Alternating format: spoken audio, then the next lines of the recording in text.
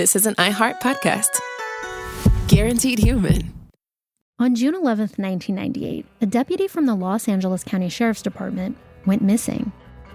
Hey, if they'll kill a cop and bury him, what are they going to do to me? What really happened to the missing deputy? Valley of Shadows, a new series from Pushkin Industries about crime and corruption in California's high desert. Listen to Valley of Shadows on the iHeartRadio app, Apple Podcasts, or wherever you get your podcasts.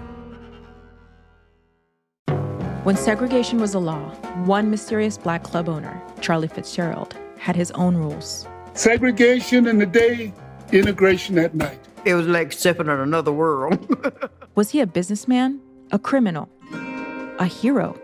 Charlie was an example of power. They had to crush him. Charlie's Place, from Atlas Obscura and Visit Myrtle Beach. Listen to Charlie's Place on the iHeartRadio app, Apple Podcasts, or wherever you get your podcasts. When segregation was a law, one mysterious black club owner, Charlie Fitzgerald, had his own rules. Segregation in the day, integration at night. It was like stepping on another world. Was he a businessman, a criminal, a hero? Charlie was an example of power. They had to crush him. Charlie's Place, from Atlas Obscura and Visit Myrtle Beach. Listen to Charlie's Place on the iHeartRadio app, Apple Podcasts, or wherever you get your podcasts. Hey everyone, it's Emily Simpson and Shane Simpson from the Legally Brunette podcast. Each week, we're bringing you true crime through a legal lens. Whether you want all the facts on the disappearance of Nancy Guthrie, or you still need to wrap your head around the Diddy verdict, we're breaking it all down step by step. And we're not just lawyers, we're also husband and wife. It makes for some pretty entertaining episodes. Listen to Legally Brunette on the iHeartRadio app, Apple Podcasts, or wherever you get your podcasts. Oh, man, it's Behind the Bastards, a podcast about the worst people in all of history that sometimes, boy, there's a lot of books that I have to read for this podcast, and that is exhausting. So every now and then, we like to do a little bitty episode that is easier because I don't have to read a book. I just have to read a book. But in this case, I get to read it live to my friends, Katy Stoll and Cody Johnston. The Some More / Even More News multiverse, which is a lot like the Marvel multiverse in that Chris Evans is heavily involved in both. Yeah, it's the same. They're part of the same universe. Part of the same universe, that's right.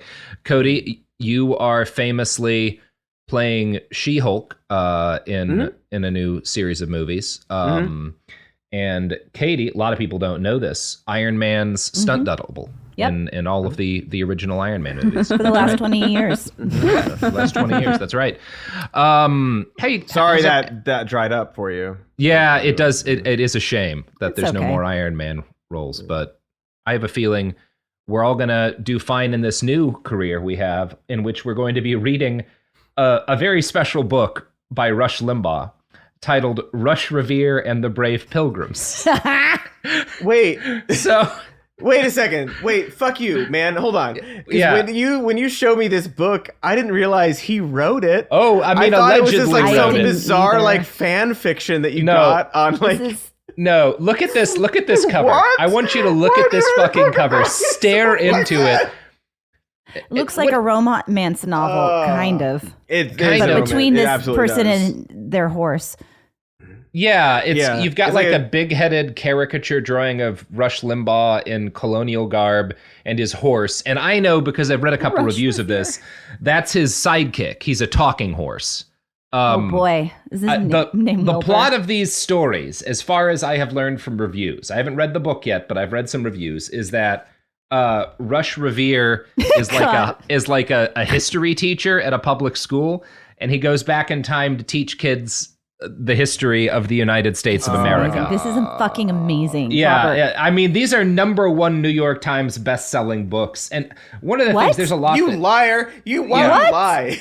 What I hate about them is that they're they're really quality printing jobs. Like, people talked about that in the reviews, but like, no, like, look at this. Look at it. Like, beautiful illustrations. Oh, and it's got, on photos and like, stuff. it's a really did well he do the photos? put together book. Well, he hired somebody. Love a book that feels someone. nice. But, a good feeling book. Like, I hate all of the resources that clearly went into making this very well put together book on an aesthetic level, and then look at this fucking back cover. Like, it's like Rush Limbaugh, an actual picture of him like standing and smiling. I mean, we need to Is he also wearing clarify. a leather jacket? He looks like a substitute. Yeah, he's wearing a fucking leather jacket. He looks like the substitute teacher who like comes in a leather jacket with a helmet and like tells you he's ridden a motorcycle to work. But then like later in the day, one of the kids makes fun of his name and he just like slaps the kid. And then you have to have like a meeting with the principal about how he's not going to be allowed to be a substitute To borrow teacher. a phrase from Cody, it's very Weekend Dad. It's very Weekend Dad vibe. Yeah, and then weekend, I think the thing that we have failed to describe for our listeners is that the cover, the Paul Revere and the horse, it is Rush Limbaugh's face on Paul Revere's body, if I'm not mistaken, right? Oh, it certainly is. Yes, there's no doubting that. That cherub-like face with a jaunty pilgrim hat, and Yes. he's talking horse, apparently. New York Times bestseller, eh? So I got this in the mail. I did not purchase this book. I got this in the mail with this card, which is covered in a bunch of obscure runes and a drawing of Cthulhu. And inside the card, I'm going to read this. It's from Kimberly and Thor. My husband and I are huge fans of the show. We have learned so much and also died inside from how shitty humanity can be. We were at a thrift store recently and saw this book amongst the hardback copies of individual books and knew it was perfect for you and the gang. And then she says, the author's note had me in stitches. So I feel like we have to start with that author's note. And first off, Kimberly and Thor, I want to thank you. I nailed it. Nailed it. So thoughtful. We haven't even read the book With yet, the and I hammer know of you Thor. nailed it with the hammer of Thor. I might instead of saying thank you, say for thank you, like a mix of fuck you and thank you. For thank you is for thank you. Yeah. Interestingly, so this is in the Brave Pilgrims. Okay, so it starts off. We've got a drawing of the Mayflower that, as far as I can tell, is pretty accurate drawing. It's got like of a the legend. Mayflower. It's got like little notes. That seems fine. A note from the author. We live in the greatest country on earth, the United States of America. But what makes it so great? Why do some call the United States a miracle? How did we become such a tremendous country in such a short period of time? I'm going to answer that for you, Russian. The answer is genocide. Several genocides, one of which was an enslaving genocide. Yeah. So that's good, but he does not, he says, instead of after that saying genocide, he says, after all, the United States is less than 250 years old. I want to try and help you understand what American exceptionalism and greatness is all about. It does not mean that we Americans are better than anyone else. It does not mean that we think we're better than everyone else. that is literally what we says, because he's like, it doesn't mean that there's anything different to us as human beings or that we've never faced problems. American exceptionalism and greatness means that America is special because it is different from all other countries in history. What the fuck? That's the It's same different. thing. It's You're no, saying the same Cody. thing. You're not saying the same. It's not special because we're inherently better. We're just different in a way that's exceptional, and that's not saying that we're better. We're just exceptionally different. We're exceptionally. It's like a special difference that is like above everybody. So, like, we're not Cody, better, we're just more exceptional. The Roman Empire practiced chattel slavery on a massive scale, and the Mongolians carried out a series of horrific genocides in order to colonize large areas of land.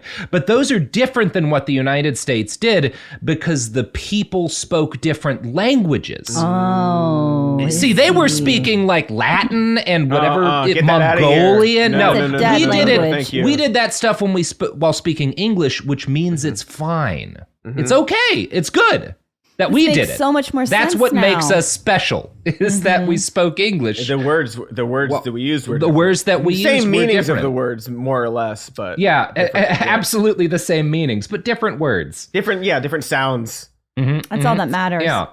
So I'm going to continue with Rush here. It is a land built on true freedom and individual liberty, and it defends both around the world. So there's another. I have notes on this one as well. I might refer people to our episodes on the CIA or on Henry Kissinger and all of the different times that the United States. But Rush was a big fan of all of the democracies we overthrew because they were generally left wing.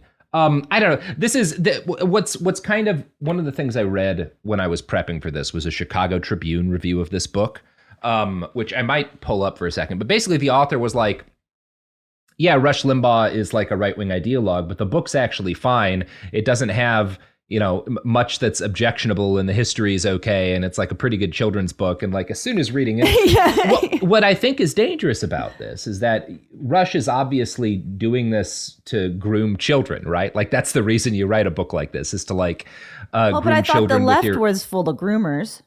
Well, we could talk about the age of women that Rush Limbaugh tended to approach, but he's attempting to like inculcate kids with his ideas, and he's doing it, I think, pretty intelligently. And the fact that a guy who I think is probably more or less a centrist at the Chicago Tribune could read this and be like, well, this isn't very political, is evidence of how politicized to the right our history education is.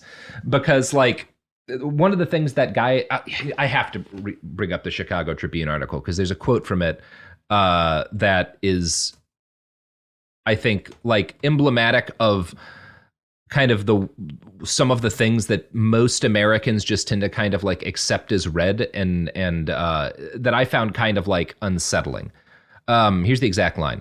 Rush's political viewpoint certainly shows up, but less than you might expect. He even defines American exceptionalism in a manner unlikely to offend Rachel Maddow, which I guess you might be right because she might not be offended, but also she just made a statement about how she likes hanging out with Tucker Carlson. Yeah. Again, there's a lot to say about. Did she? I missed that. Yeah, she loves running into him. They're all nice people to each other. Nice people to each other, exactly. Yeah. Which is, for all of his flaws, one of the things I'll always like about Jon Stewart is he does not pretend to like people like Tucker Carlson. Mm-hmm. Why would you? Yeah, but anyway. I mean, I know why they would. Because it's good for money. Yeah, exactly. Yeah, because they're all basically whatever. Anyway. The role of the United States is to encourage individuals to be the best that they can be, to try to improve their lives, to reach their goals, and make their dreams come true.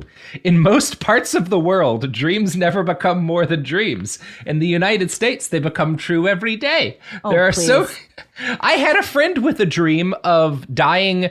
Well, it was a nightmare, but it was a nightmare of dying from lack of affordable insulin. And then they did. Mm-hmm. That's a dream, a nightmare that came true. Cody, that couldn't have happened. Do you think that would have happened in Denmark? Do you think people are dying from lack of insulin in Denmark? No, I think Absolutely not. That is a dream that will not come true in Denmark. Those are specifically American dreams right there, That is an American dream, baby. That is the exceptional American dream. We're getting shot. Other like places in the world. Katy, I know you like poetry. You must have read A Dream Deferred by Langston Hughes, which is a poet about how dreams only come true in America. Yeah. If I'm remembering it properly. Yeah, that's exactly right, Robert. That's what Langston was getting on about. We are a page into this book. We aren't even past the foreword.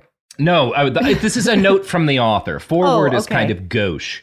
I hope it talks about like his other titles. Like I was thinking about like Limbaugh Revere, Paul Rush Beer. Honestly, a lot of options. But I would completely change my opinion on this book if he'd had the courage to call his character Limbaugh Revere. If he had the Limbaugh. Do that. If he had the Limballs, yes. The Limballs. Wow, that was a lot of hits right in a row there. Yeah.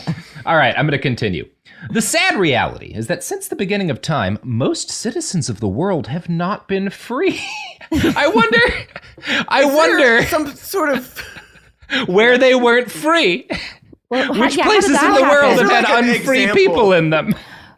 Are you going to elaborate on the ways in which people weren't free in your book? No, I don't think they're going to, Katy. Oh, okay. For hundreds and thousands of years, many people in other civilizations and countries were servants to their kings, leaders, and governments. Now, I guess it's true that the first 4 of the 5 first presidents being slaveholders means they didn't have servants; they had slaves, and he does not list slaves on here. So maybe that's the point he's making. Do like a search find, upload this to like a PDF, and then I'm sure there's a Kindle version, but I'm not going to pay for it. Why would we're reading this again. I have to say, Thor already paid for it. As an author, a very well printed book. I hate how high quality the printing of this book is. Yeah. Well, because it's like also like, are the pages aged, or is that just like what it looks like? No. That's just what it looks like. They did a pretty nice for like what a kid's year was book. this published?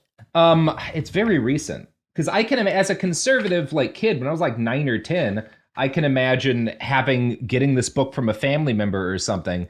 And like 2013, 2014. Okay. Because there's 2 books in this. And this is a collection. It's an anthology of the first 2 Rush Revere novels. Oh. How nice for him. Mm-hmm. Yeah. So we're talking about the people who for thousands of years were If you look up the Adventures of Rush Revere, the category is adventure series. Gather children and you. I love this idea of like, oh, I need a new adventure novel series. By Rush Limbaugh. I mean, there's like he got through like 7 of these before I'm he looking finally. At it now. He's got a lot. Yeah. So we're talking about the people who for thousands of years were servants to their kings, leaders, and government. It didn't matter how hard these people worked to improve their lives because their lives were not their own. Imagine that! What a horror! They often feared for their lives and could not get out from under a ruling class no matter how hard they tried. I can't with this guy. Yes. This is the beginning. Inconceivable to an American living in bondage to a ruling class that responds with violence anytime you try to get out from under them.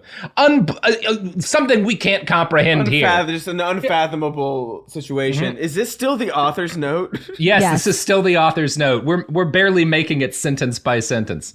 Many of these people lived and continue to live in extreme poverty with no clean water, limited food, and none of the luxuries that we often take for granted. Many citizens in the world were punished, sometimes severely, for having their own ideas, beliefs, and hopes for a better future. The United States of America is unique because it is the exception to all this. Our country is the first country ever to be founded on the principle that all human beings are created as free people.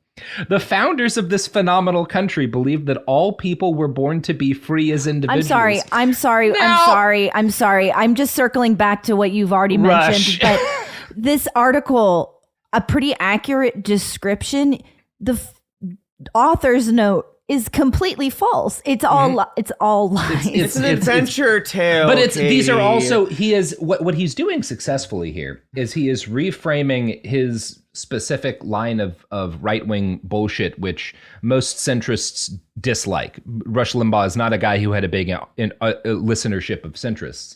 And he's reframing it in a way that is very familiar to anyone who had an American grade school education and thus is like pretty inoffensive. Because people are kind of used to hearing it written this way. Like I can see how people who are not regular listeners of the Rush Limbaugh show could read I don't think any of them would buy it, because what I will say, and this kind of mitigates the danger of this book, the only people who are going to see Rush Limbaugh on a book's cover and buy it for their kids are right-wingers. But I can see how some like kind of centrist book reviewer could read this and be like, oh, it's actually not that bad. Because like he's saying what is the party line, right? Yes. Well, and it's just like, this is, it's cool. It's cool that he's doing this. I mean, then there's some like weird Thatcherite stuff here. America is a place where the individual person serves himself and his family, not the king or ruling class or government, which is like Margaret Thatcher's big thing is like, we don't have a society. There's no such thing as society. There are individuals and there are families, right? And this is like a very central conservative idea, in part because conservatism rests heavily on the atomization of the individual from other individuals. And like the best way to do that is to separate people into this false idea of a nuclear family that's like the building block of civilization, as opposed to communities of people like engaging with each other for mutual benefit and support, which is like what where things actually happen. But if you get everyone atomized into this, like, no, you and your family are thinking, because what he talks about here, when people have the freedom to look for a better future, what he means is that you as an individual have a freedom to try and earn a better future for your family. But you as a person who is part of a collective, as part of a class, don't have any, like, that is not part of the conservative vision of freedom, which is part of why, like, they love shit like The Suburbs, because when you live in the fucking burbs, you are inherently separated from people who don't live there, right? Like, you're atomized. That's, anyway. I mean, even in the suburbs, you're on a smaller level. Yeah. You're separated from all your neighbors too. Yeah. This book on the Pilgrims is part of the great tale of how the United States came to be. The Pilgrims came to our shores more than a century and a half before our country was established in 1776. But their reasons for coming to the New World helped to sow the seeds of our nation. The story of the Pilgrims and their arrival in the New World has been taught for hundreds of years, and in that time, the story has been tweaked and changed by people to the point that it is often misunderstood. I want you to know the real story. Okay. Oh boy, I bet you do not. Yeah. And I bet all of our listeners want to know the real story, but you know what they want to listen to more? Huh. Ads for these products and services. Oh, yeah. Now, an adventure through products. An adventure through products and services. Our primary sponsor for this week is my favorite sponsor, which is the organization with the plot to nuke the Great Lakes region, which I think we can all agree is a noble endeavor. Just get rid of them. Just get rid of those lakes. Or make the world... Make them into one lake. Make them into one lake. Whatever you do, just nuke them, you know? Yeah. Nuke the Great Lakes. Or don't. Anyway, here's our sponsors. Or don't. Almost 30 years together, 4 kids, and some of reality TV's most unforgettable moments, we know a thing or two about living life out loud. We're taking you behind the scenes in our new podcast, Between Us, with me, Heather Dubrow. And me, Terry Dubrow. Between Us isn't about perfect lighting or curated Instagram grids. It's the unfiltered, behind closed doors conversations you wish you could eavesdrop on. Equal parts smart, funny, and a little bit scandalous. Every week, Heather will bring you an unapologetic take on the headlines, the trends, and the cultural moments everyone's texting about. And Terry will deliver insider beauty, health, and wellness insights you won't find on TikTok. Together, we'll tell the stories, spill the secrets, and share the hacks that keep life, marriage, and everything in between feeling fresh and fun. We may live in a gated community, but there's zero gatekeeping here. And plenty of did they just say that moments? Listen to Between Us on the iHeartRadio app, Apple Podcasts, or wherever you get your podcasts. On June 11th, 1998, a deputy from the Los Angeles County Sheriff's Department went missing. It's an all-out manhunt for John Auger. Every search and rescue team in LA County has been called in to help. Within days, tips started flooding into the Sheriff's Department. The rumor around the drug scene was that a deputy was taken care of. Is this the story of a man who just got lost in the desert? Or of a cover-up inside the nation's largest sheriff's department? A homicide captain saying, "Detective, do not find out if this guy's guilty or innocent." Who does that? Valley of Shadows, a new series from Pushkin Industries about crime and corruption in California's high desert. Do you have any advice for us while looking into this disappearance? I wouldn't do it alone. Listen to Valley of Shadows on the iHeartRadio app, Apple Podcasts, or wherever you get your podcasts. Hey everyone, it's Emily Simpson and Shane Simpson from the Legally Brunette podcast. Each week, we're bringing you true crime through a legal lens. Whether you want all the facts on the disappearance of Nancy Guthrie, or you still need to wrap your head around the Diddy verdict, we're breaking it all down step by step. And we're not just lawyers, we're also husband and wife. It makes for some pretty entertaining episodes. Listen to Legally Brunette on the iHeartRadio app, Apple Podcasts, or wherever you get your podcasts. Segregation in the day, integration at night. When segregation was the law, one mysterious black club owner had his own rules. We didn't worry about what went on outside. It was like stepping in another world. Inside Charlie's place, black and white people danced together. But not everyone was happy about it. You saw the KKK? Yeah, they was dressed up in their uniform. The KKK set out to raid Charlie, take him away from here. Charlie was an example of power. They had to crush him. From Atlas Obscura, Rococo Punch, and Visit Myrtle Beach comes Charlie's Place, a story that was nearly lost to time. Until now. Listen to Charlie's Place on the iHeartRadio app, Apple Podcasts, or wherever you get your podcasts.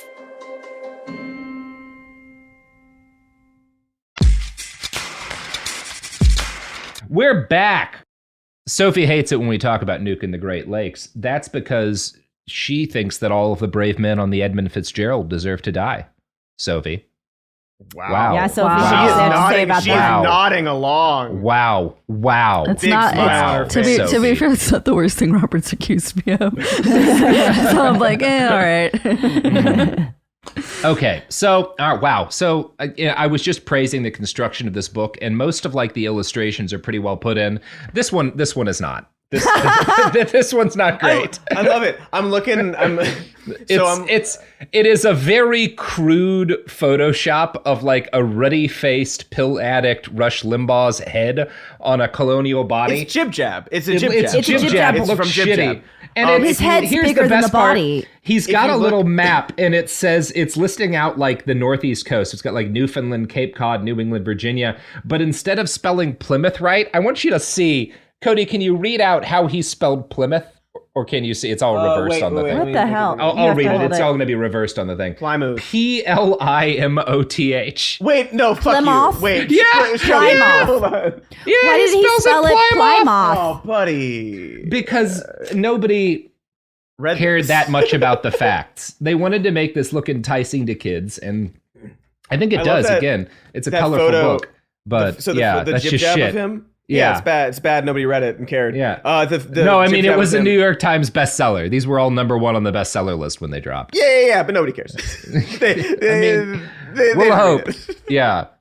We'll hope. I mean, I can't speak for this book. I don't know the details, but a lot of these books, especially somebody like Rush Limbaugh, will buy them in bulk. Yes, You think Rush so bought all that his they books? get on that New York Times. It is unclear. I mean, again, Rush was on every day when I was a kid. So, like, a lot of people worshipped this dude. 2013 and 14 is a little bit past his best of date, but he was still influential. I mean, I don't really know. I obviously, because of things like that, because of how, like, effective the right is at gaming the New York Times bestseller list, I cannot tell you how actually influential these books were.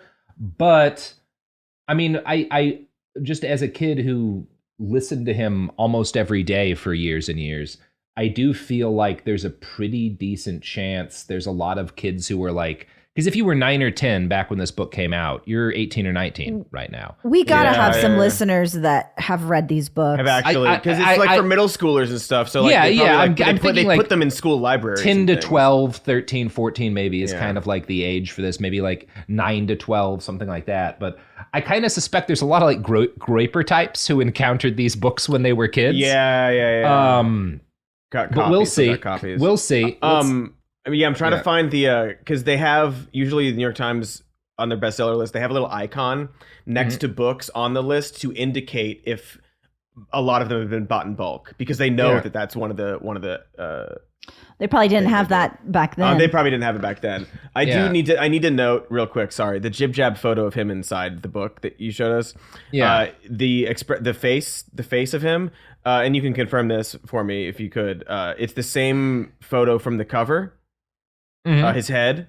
Yeah. And it's the same head from the second and third book cover as well. Yeah, I think they just keep sticking the same head. The same just plop it expression, on. and they just plop it on, which is Yeah. inconsequential, but you know. Just a specific detail. So the book opens with our character Rush Revere on the deck of the Mayflower, like vomiting over the side or trying not to vomit. He's like sick and queasy. He's just teleported to the year 1620 and only been on the boat a little while. I tell you, when I think of Rush Limbaugh, I assume he's vomiting. He also makes me nauseous, so I get it. I have to say, that is the only believable way to introduce a story with Rush Limbaugh as the main character. I buy it, historically accurate, I'm in. Now, the best way, the most the most believable way for this to open is if he starts off vomiting, then guzzles down another 3 or 4 oxys and starts weekly masturbating to like a 40-year-old Sports Illustrated magazine. That's really the intro to Rush that I believe the most. Well, we'll see what happens next, I guess. This was not my first encounter with someone from the past. Although I was feeling extremely queasy, I tipped my hat and introduced myself while trying not to fall over. I'm not a saint or a separate, the guy has asked him, like, we should throw all you, yeah, whatever. I'm Rush Revere, I said. I'm a history teacher from the 21st century. I've come to the 24th century? Blimey, you're mad. The whole lot of you. You think I care if you make it to New England? The sailor laughed. So this is a sailor who doesn't care about the people who are on the Mayflower because they're all religious extremists, which... yeah, I guess fair. So, okay, he pukes on this guy. I know guy this is for middle schoolers, threatens and to, like he probably didn't even write it, but that's really terrible. Well, it's all terrible. So he pukes on this sailor, and the sailor threatens to beat him up, and so he runs to his horse, who is named Liberty, for help. Now, Cody, I know you have a lot of questions. The book's about to answer them. Oh, now look, I know what you're thinking. What's a horse doing on the deck of a Mayflower in the middle of a storm-tossed sea? Good question. The truth is, my Liberty is no ordinary horse. All right, and then I actually was wondering that. I'm going to be honest. The surf and stuff, yada yada yada. The guy's threatening. Okay, so this dude is coming after him, and he finds his horse, and his horse says, "I hope you can fly." And okay, yes, wait, Liberty can talk. That? Yes. Oh, yes. Liberty can talk, writes Rush. I told you he wasn't an ordinary horse. Before the man could even turn around to see who had spoken, Liberty kicked his hind legs and sent the sailor sailing high into the eye. And then he fell into the air. And then he fell into a web of nets. Perfect shot, Liberty said. You appeared in the nick of time, I said, starting to feel sick again. Leaping into the Mayflower in the middle of a storm wasn't my idea, Liberty said, speaking very fast. Yes, I can leap to different times in American history, but I'm not the... Okay, so the horse is the time-traveling device. I see. Mm-hmm. Yeah. Uh-huh. You know, look, he's at least getting to the point here. Yeah, he's also very hungry, which I'm not going to read all of. That's apparently the thing that's Rushes? funny is that he No, always... I know. No, the horse. Yeah. Wait, this is the Hungry first for book? Pills. This is the first book. Yes, Cody. I know, like, it's, it's customary, recommend. It's a good idea to, like, start in the middle of your action, like, and, like, this is a really bad way to start this book series. It is. So one of the things we learn here is the horse, because he gets so sick, takes him back to modern day America. So there's for medicine? In order to travel through time, the horse has to say a catchphrase. There's 2 different ones. I think there's to get back to the modern time, it has to say rush, rushing from history. And then I'm guessing to history is the other way it works. That's a reasonable guess.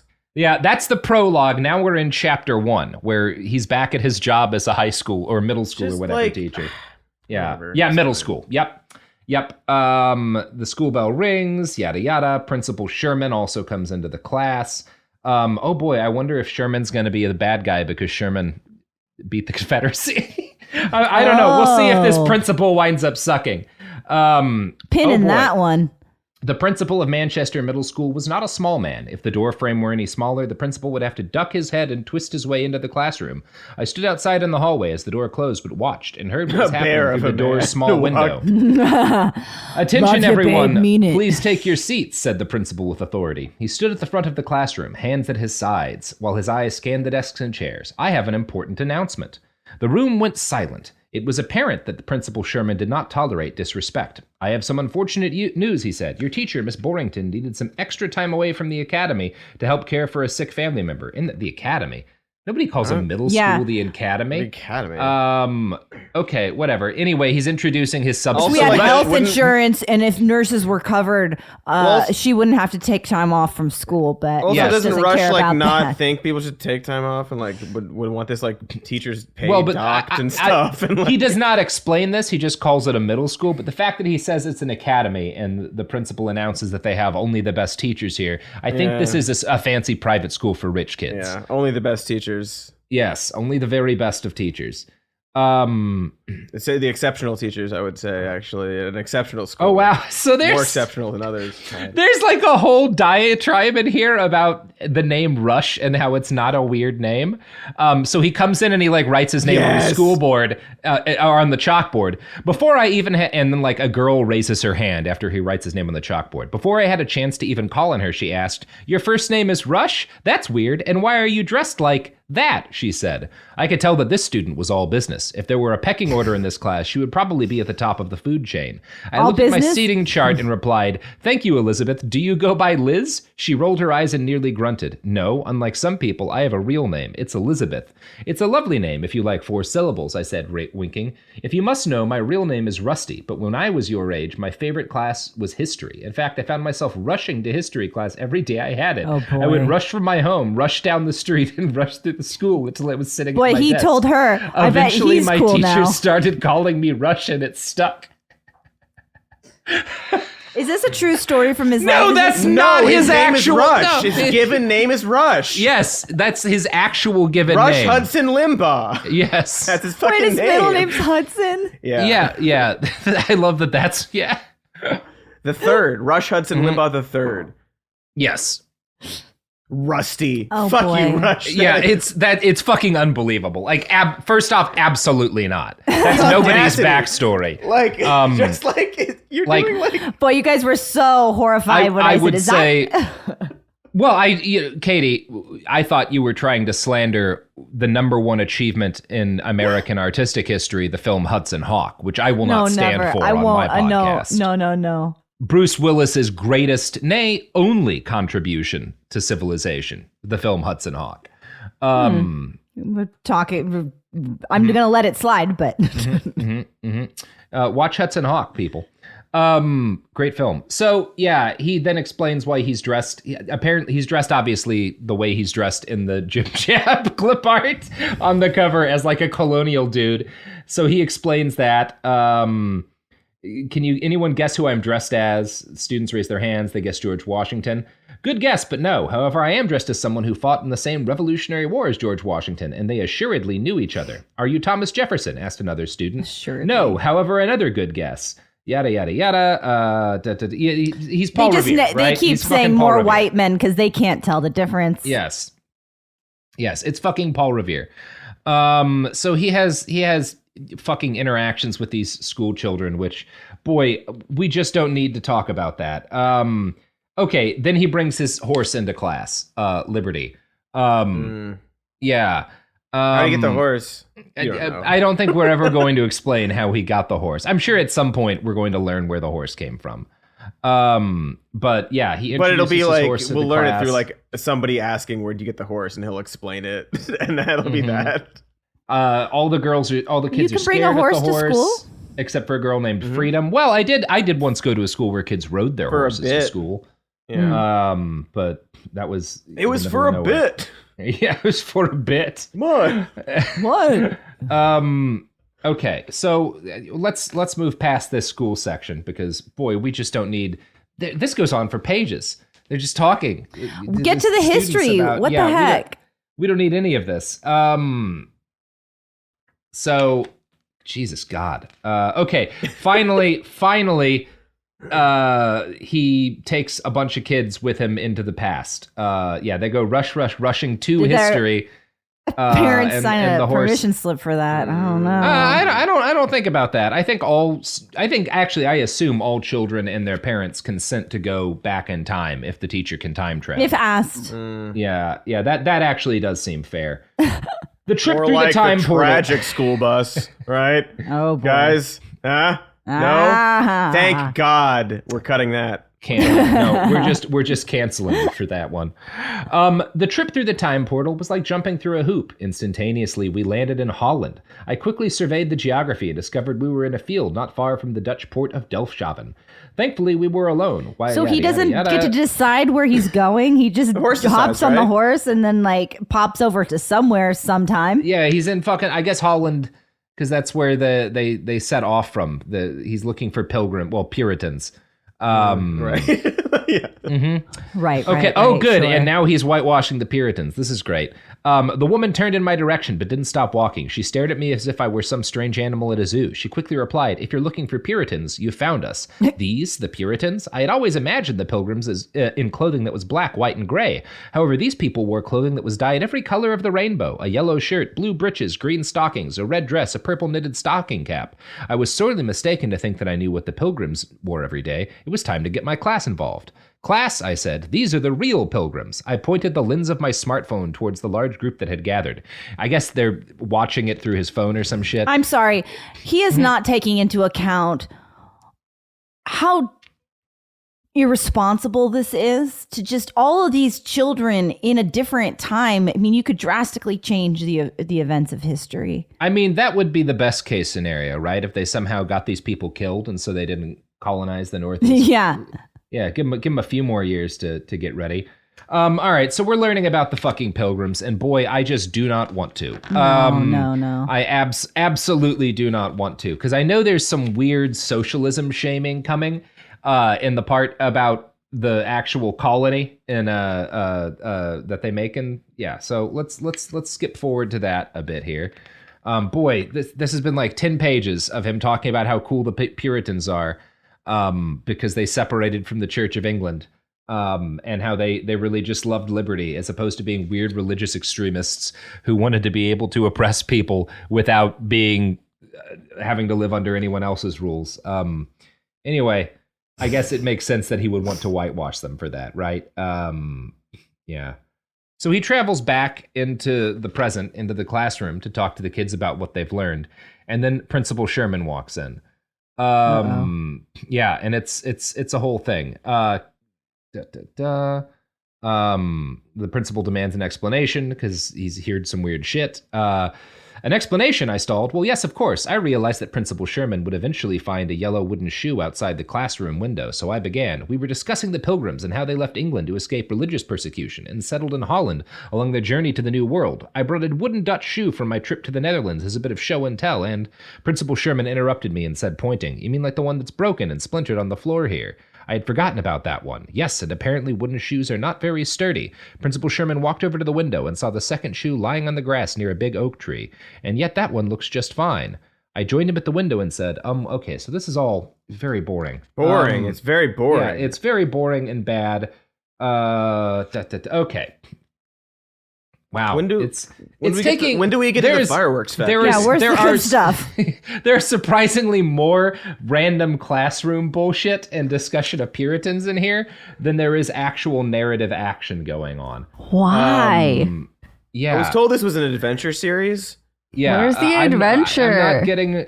Oh, okay, but it looks like we're going to get some explanation here. So he has this kid, Tommy, who's like the little shit in the class, starts like bagging on him for his horse.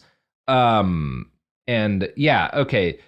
So, okay, here's him explaining. This is the explanation for how the horse can travel through time. It appears that lightning may have struck Liberty and created a supernatural phenomenon or a time portal that thrust him forward in time to our day. The electrical properties that charged through his body and the vortex that sent him to the future changed him physically and mentally. He can not only talk and disappear, but he's also, I paused, trying to formulate the right words. Freedom finished my sentence and said, a time machine. What? Tommy said, confused. Did I miss something? Did you just say time machine? He's more like a time portal, I said to clarify. He has the ability to momentarily open a time door anywhere in history. Well, more specifically, anything that touches American history. Tommy started laughing. Okay, this is a joke. I'm on to you. This is some reality TV show called The Biggest Bozo Who Believes in It. Right? Where are the cameras? That's Tommy right, started looking around the room. He then looked back at Freedom and back at me. Both of us were dead serious. You believe this guy? Tommy asked Freedom, sticking his thumb out at me. Wait a second. Wait. What? I thought the horse was named Liberty. The horse is Liberty. Freedom is the girl in the class who likes Rush Limbaugh. Come on. Oh my god, I'm so fucking confused. Come on. Oh, you didn't catch that, Cody? What the You didn't fuck? catch that? You None didn't of catch us that? caught that. None of Oh, us yeah. did, no. But maybe I skipped ahead a little much. But yes, Freedom is the girl who's immediately on board for all of his weird-ass bullshit. That's great. Fuck, man. Cody, it's called You can't just, subtext. like, do that to me. It's called subtext, I don't okay? think it is. Cody, I know that you don't. It's called You Ubertext. aren't an author like me, so you don't understand the complexities of literature. But when you want to say that a character is good, you name her Liberty, and then people, or Freedom, I forget which. But either way, people know they're a good guy. I see. Do you see? It's subliminal. It's Exactly. It's like, I don't know. If I say it's like Nietzsche, enough people probably haven't read Nietzsche that they'll just assume that I'm not lying. So it's like Nietzsche. Yeah. No, it's like you fucking name your character Shepherd or whatever. Yeah, exactly. You name your character Shepherd because he's hot and he fucks like a stallion. That's why you would do that as an author. Because he's very woolly. Mm-hmm. So, it's probably time for another ad break. It is. Let's just do that. Get the fuck out of here, Rush. Mm-hmm. Almost 30 years together, 4 kids, and some of reality TV's most unforgettable moments, we know a thing or two about living life out loud. We're taking you behind the scenes in our new podcast, Between Us, with me, Heather Dubrow. And me, Terry Dubrow. Between Us isn't about perfect lighting or curated Instagram grids. It's the unfiltered, behind closed doors conversations you wish you could eavesdrop on. Equal parts smart, funny, and a little bit scandalous. Every week, Heather will bring you an unapologetic take on the headlines, the trends, and the cultural moments everyone's texting about. And Terry will deliver insider beauty, health, and wellness insights you won't find on TikTok. Together, we'll tell the stories, spill the secrets, and share the hacks that keep life, marriage, and everything in between feeling fresh and fun. We may live in a gated community, but there's zero gatekeeping here. And plenty of did they just say that moments? Listen to Between Us on the iHeartRadio app, Apple Podcasts, or wherever you get your podcasts. This is Ryder Strong with a podcast called The Red Weather. In 1995, my neighbor, Anna Trainer, disappeared from a commune. It was nature and trees and praying and drugs. So no, I am not your guru. And back then, I lied to everybody. They have had this case for 30 years. I'm going back to my hometown to uncover the truth. You can now binge all episodes of The Red Weather on the iHeartRadio app, Apple Podcasts, or wherever you get your podcasts. Hey everyone, it's Emily Simpson and Shane Simpson from the Legally Brunette podcast. Each week, we're bringing you true crime through a legal lens. Whether you want all the facts on the disappearance of Nancy Guthrie, or you still need to wrap your head around the Diddy verdict, we're breaking it all down step by step. And we're not just lawyers, we're also husband and wife. It makes for some pretty entertaining episodes. Listen to Legally Brunette on the iHeartRadio app, Apple Podcasts, or wherever you get your podcasts. On June 11th, 1998, a deputy from the Los Angeles County Sheriff's Department went missing. It's an all-out manhunt for John Audet. Every search and rescue team in LA County has been called in to help. Within days, tips started flooding into the sheriff's department. The rumor around the drug scene was that a deputy was taken care of. Is this the story of a man who just got lost in the desert? Or of a cover-up inside the nation's largest sheriff's department? A homicide captain saying, "Detective, do not find out if this guy's guilty or innocent." Who does that? Valley of Shadows, a new series from Pushkin Industries about crime and corruption in California's high desert. Do you have any advice for us while looking into this disappearance? I wouldn't do it alone. Listen to Valley of Shadows on the iHeartRadio app, Apple Podcasts, or wherever you get your podcasts. We're back.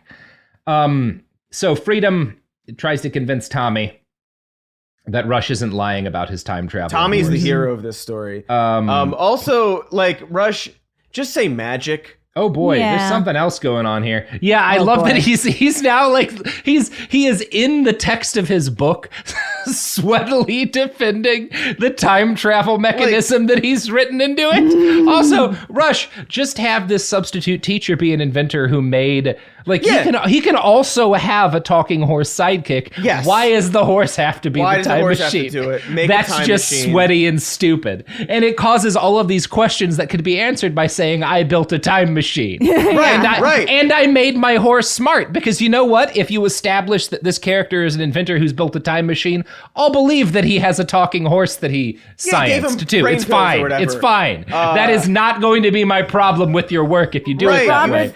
That wouldn't be complicated enough. He was struck by lightning, it wouldn't and bore so me he to can tears only quite enough. travel through American history. But he also just traveled to Holland. So again, does it just mean that, like, where It's is the related line to- go there, right? right. Because the people who were in Holland, some of them later went to the Northeast, but none of them ever lived in the United States, but it was like American But does that mean that, like, you could go back to ancient Rome because the founding does fathers that based a mean lot you of our get- republic on the way the Romans did things? Like, Well, does that mean where's you the go line? back to Africa? Right. You know?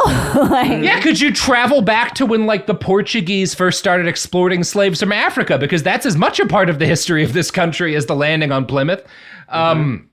Not explained by Rush Limbaugh. But boy, Right, he like does... you go to like the birthplace of Christopher Columbus and just like hang out there. Like, Yeah, is he going to, like, that's Genoa? Yeah. still That a is part all. of This it. is all part of American history.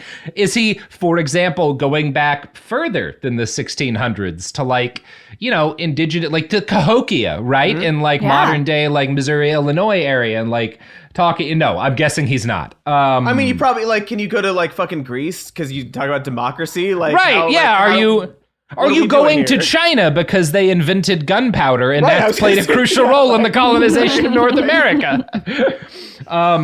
None of this will be answered. Well, that's all decided by the horse. But- so Tommy and Freedom and Rush continue their argument. Hey, I might be crazy, but I'm not that crazy, okay? Tommy said. He got up from his desk and started pacing the floor. He took off his baseball cap and combed his fingers through his blonde hair. He sighed. I have to think about this for a minute. We probably shouldn't show them the other thing I can do, should we? I mean, he seems a little freaked out right now, Liberty said. No, I said firmly. I took a deep breath. I need to finish our story. I believe the lightning created the time portal that brought Liberty to the modern day. Oh my god. Oh, this is bad. This is Tommy real bad. put his Also, baseball. Sorry, I'm sorry. Going on This is- arguing about the lightning. This is like, again, just say magic and we're done. Just say magic and Like, we're good. you don't Magic, need a whole science, chapter it's on this. fine. But also, like, he hasn't taught you're me at a anything yet. very fancy academy. That kid cannot wear a baseball cap inside. No, They he's are not wearing some allowing him. insufferable uniform. Yes, exactly. And again, probably not horses allowed inside either, Yeah. but we'll let it slide. Also, like, it's a talking horse. Yeah, it is a talking motherfucking Mr. horse. Ed, that's the one that talked, right? Yes, it is. Okay. It's one of the two famous horses that can talk. And the other is Wilbur? The other one is Liberty. From Liberty. Oh, sure. Rush Limbaugh's From Adventure the famous Series. Rush Revere books. How foolish of me to forget. God, Yes. he keeps. This is now like 2 pages of arguing with this child Look, about the he lightning can't- bolt that hit his He can't horse. handle not arguing, I think. It's Don't put amazing. bullshit you can't It's explain amazing. in a room full of inquisitive children. Tommy put But his also, baseball it's his cap book. back on and said, okay, maybe it is possible. I mean, I don't think the lightning hit him directly. Technically, a direct hit would have killed him. But I guess there's a possibility that several bolts could have simultaneously What is How? Where is that possibility? causing an electrostatic prism, and maybe the positive and negative charge carriers combined with the acoustic shock waves created some kind of time hole that sent Liberty What to is the this future. conversation they're having? What is What- Again, happening? this is a history adventure book. This isn't even man. like it's because it's not even like he figured it out and he's like got like an explanation for it. It's just like the character guessing. Yeah. In It's not complicated even like ways. Wow, Like, and we're now explaining how like Liberty, when they came for the future, met Rush, and like how shocking show the that, world do that. was. This is my point. Why would you start there's- the fucking book in the past with his magic horse and then Yeah. do this like whole sequence, like show him meeting the horse? Yeah, it's Show, like no, just do we're not going to do that. I know. Yeah, we're absolutely not going to do that. We have an illustration on this next page. It again, this is all just Liberty explaining how they met. Boy, there doesn't seem to be any explanation for this at all. There's just a picture of him holding a modern day iced tea same can with an face. American flag that says Wait a minute. "To if by tea" underneath it. I don't know why that was put in here. Wait, what's Lipton. happening on the page opposite from it? It like he's talking Liberty. He and Liberty are talking about fucking how About he met his nice. fucking horse, right? How his horse So, came through time. What and they page met. are we on right now in the book? 45. My God. My God. If I'd bought this, you bought this book So to teach your children something, presumably. And so far, it's just been nonsense. So far, we have learned that the Puritans were just a bunch of nice people who wanted religious freedom as opposed to religious something extremists. different than what Rush thought. And we have spent pages talking about how lightning strikes could conceivably give a horse the ability to time travel. that is the primary fact dump we've gotten also so far really in this. lacks dress code at this academy. Yeah, it's now they're talking about when football happened because Tommy's a football player, even though he knows a lot about lightning. That's this is just ridiculous. We don't need this. No. And when does the history start? That's a great question. Oh, good. So Tommy gets on the horse. Now we've got a picture of Tommy riding back in time on the horse. So I'm going to guess that's what happens in the pages I've skipped. He's sitting on the back of Rush Revere's horse as they go through the time pole. In relation to the other. Yeah, so they are trying to land undetected on the Mayflower. The time portal opened just as it did moments earlier. Wait, what did he do with all the other kids? Are they just unattended? Look, cool. Katy, you're going to have some open questions about this because I am not going through every fucking page of this stupid goddamn book. No, it makes sense. Yeah. Okay. The picture doesn't explain, therefore I cannot tell you. Yeah, we're not going to be hitting every plot point here. The time portal opened just as it did moments earlier. As clearly as possible, I pronounced each word. September 6th, 1620, Plymouth, England, the launching of the Mayflower. I had found that giving the exact date, location, and name of the historical event helped Liberty get us to where we needed. Of course. You don't need to explain that. I understand why you would do that anyway. The sensation of jumping through time was always the same. The rush of air sent goosebumps over my body. The hair on my arms stood on end. And for a second, it feels like it does when you're swinging backwards on a yada, yada, yada. Okay, so there... Sounds like an orgasm. It does sound like he's coming. He should never use the word rush unless you're referring to your character. Yeah. So they have Liberty go into stealth mode and pretend not to be a talking horse so they can sneak on the Mayflower, which is easy because some of the pilgrims had second thoughts. One of the pilgrims, he's William Bradford, who he met in Holland, remembers him and says, "Rush Revere, it does my heart good to see you again." And is this the person you were waiting for in Holland? He smiled affectionately while straightening Tommy's brown leather hat. "Yes, this is Tommy," I said as I put my arm around Tommy's shoulder. "His parents are gone, so I'll be caring for him on this voyage." "It's a pleasure to meet you, Tommy," Bradford said as he reached out his hand to Tommy, who shook it. William turned back to me and said, "Let's talk some more after the ship sets sail. The captain is very eager to leave." Okay. Boring. Boring. We get you don't have an answer. We get to some what public domain. We got 4 pages of public domain photos of the fucking Mayflower, drawings of it and shit. Wait, Katy, what was your question about Tommy? I mean, we're not going to have an answer for it, but is Tommy just wearing 2013? No. He's dressed. Got a leather cap on, right? They found clothes for him. I'm going to replace his baseball hat. I am going to fill in a blank here and say Rush Revere traveled forward in time, found a pilgrim child separated from his family, cut his throat with a straight razor, and took the clothing from him. It makes sense. Yeah, it's a little bit of a. This is also an Assassin's Creed. So there's half of the chapters are really boring, but about aliens and somehow just Rush Limbaugh in his hoodie running around. Speaking of fiction stories that did not need to explain things as much as they wound up doing, Assassin's Creed made the same mistake as the Rush Revere novels. Nobody needed any of that. You don't need that section at all. People just want to murder folks in different time periods. Yeah. You don't need to do a whole thing. That's not necessary. I wasn't confused. I didn't have questions. It's like if the Grand Theft Auto series added a very sweaty whole fucking series of missions about how you're a time traveling super powered person and that's why you never die in the car accidents. We don't need that. None of that's necessary. That's not why I'm here. Yeah. Not here for the lore, sorry. Yeah, not here for the lore. Okay. So Puritans, boy, just a lot more Puritans traveling on a boat. With most of this is not history. It appears to be them encountering random people and there's 3 pages where Tommy meets a pilgrim kid who has a puppy and they talk about puppies. They talk about how uncomfortable boats are, which I don't. Yeah, it's great. This is a shit book, guys. This is a real shit book. It seems really bad. Not like as a history book and as an adventure book. Yeah. Yes. And it's like as a children's book. I mean, like, does he ever? What am I supposed to learn from this? Like, what am I supposed to be being taught? You're not supposed to learn anything from this. And look, I'm not going to keep digging through this, but there is one thing I wanted to hit that I read when I was reading reviews of this. No, it's kind of about some of the weird politics. And so I think we'll close on that. But I would be doing a disservice if I didn't like bring it up. Here we go. Oh boy. This is a different review than the one I've read, but I have to read it. This is from a review that some like homeschooling mom wrote, I think. Reading the series has given us a nice break from traditional schooling. My kids automatically preferred it over textbooks or looking at encyclopedias. They were drawn into the story of Rush Revere at the middle school he teaches and his students. They liked that there was time travel involved. Yeah, although she says she had a hard time getting into the series. When it came to the history in the books, the narrative did tend to get a bit bookish. On one hand, we got to know many of the real characters that shaped America, yada yada.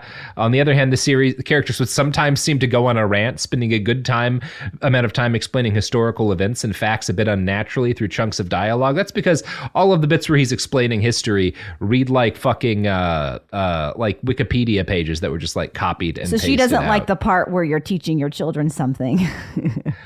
Well, yeah, I mean, I think because it's bad writing. Like, I'll give her that. It's not. It is bad. Yeah, well, it sounds like she wasn't interested in like learning that much. Yeah, but and it's poorly written. Yeah, and it's bad. It's a bad book series. But yeah, so like one of the there's because it's Rush Limbaugh. There's like a weird bit of anti-collectivist shit in here. I'm going to read from that Chicago Tribune article anyway. Again, Limbaugh, like other conservatives, seizes upon the Pilgrim story as an example of the terrible things that can happen when people pool their resources in a collectivist manner. The author seems particularly offended by the idea of a common house at Plymouth. To him, the Pilgrims suffered from the evils of communism and survived only by belatedly injecting individualism and free enterprise into their settlement. And like the basis of this is that they used to have, the Pilgrims had common ownership of like food and fields and stuff when they came, and eventually like decided to give families their own land, and that caused people to produce more corn or something. I think this is all bits of history that people take out and politicize. But yeah, so he's there's definitely pieces of this that he takes out for his lesson, but I think most of this is basically him writing this weird, sweaty sci-fi story about a middle school teacher, and occasionally like cribbing and rewriting chunks of Wikipedia pages and like throwing them into the mouths of historical figures like William Bradford to info dump about the most boring aspects of history. Anyway, that's the book. It's this sweaty mix of propaganda and horse lightning debates. I mean, I'm thrilled that you invited us to participate in this. Did you all learn something? I learned about liberty and freedom. I learned about liberty and not freedom. the concepts, just the horse and the student. The people, the characters. Tommy rules. I hope he doesn't change his mind and think. I don't think he does, Cody. Sorry. Because Tommy is the one who provided us with our scientific explanation for the time travel that we absolutely needed. Yeah, otherwise, where would we be right now? Yeah, otherwise, where would we be right now? Well, you know where we are right now is at the point in the episode where y'all plug your motherfucking pluggables. Hell yeah. We got stuff to plug. Check out our YouTube channel.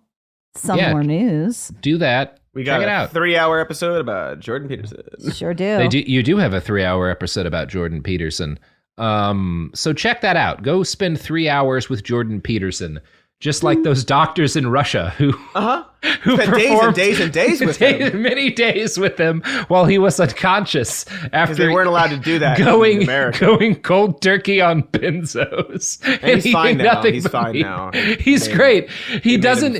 If you look at a picture of him from 2017 and a picture of him from this year, it doesn't look like he's lost 70 pounds and also his mind. And like not at all. Yeah, he doesn't look like he's aged 25 years in the last 3. doesn't look at all like he picked up the wrong grail. There's nothing unsettling about his tendency to periodically cry at random moments. It's fine. He's doing very stable. Fine. We have other episodes too, to be clear, but that is one of them. Anyway, thanks. Yeah, check us out online. Thanks, all. I love you all like Rush Revere loves his horse. Liberty or freedom, whichever one isn't the girl. His lightning horse. Is lightning shockwave powered horse? I mean, there's no. It merely opened up a portal with its lightning. There's only one line I can responsibly end on, which I'm glad he's dead. I continue to be glad he's dead. If it weren't for everything else, he would deserve to die for writing this book. And book 2 and 3 and 4 and 5. And all of the, like 7 or 5, however many. There's too many of them. God damn it, Robert. Sometimes you really surprise me and I don't know what you're going to say, and it gives me just the most joy and genuine reaction. Oh, beautiful. It's beautiful. Look, I'm glad he's dead, and I'll go ahead and say it. Hunt down the illustrator from this book. Figure out who did the jib jab and take him down. Yeah, take find him down. jib or jab. Not sure which one, but it's one of them. Oh, God. All right, Okay. we're done. We're done. Bye. Bye. Behind the Bastards is a production of Cool Zone Media. For more from Cool Zone Media, visit our website, coolzonemedia.com, or check us out on the iHeartRadio app, Apple Podcasts, or wherever you get your podcasts. Hey everyone, it's Emily Simpson and Shane Simpson from the Legally Brunette podcast. Each week, we're bringing you true crime through a legal lens. Whether you want all the facts on the disappearance of Nancy Guthrie, or you still need to wrap your head around the Diddy verdict, we're breaking it all down step by step. And we're not just lawyers, we're also husband and wife. It makes for some pretty entertaining episodes. Listen to Legally Brunette on the iHeartRadio app, Apple Podcasts, or wherever you get your podcasts. When segregation was a law, one mysterious black club owner, Charlie Fitzgerald, had his own rules. Segregation in the day, integration at night. It was like stepping in another world. Was he a businessman, a criminal, a hero? Charlie was an example of power. They had to crush him.